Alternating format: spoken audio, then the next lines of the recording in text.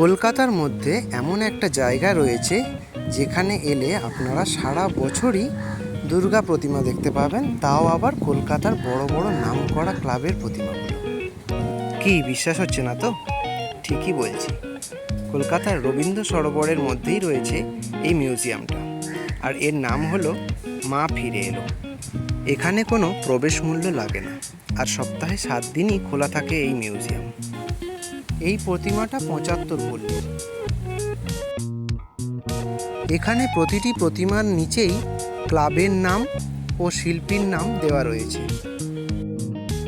যারা ভিড় ঠেলে ঠাকুর দেখতে পছন্দ করেন না, তারা কিন্তু এখানে আসতেই পারেন একবার। এই প্রতিমাটা চক দিয়ে বানানো, আর এটা হলো বরিশা ক্লাবের গত বছরের প্রতিমা। Thanks for watching.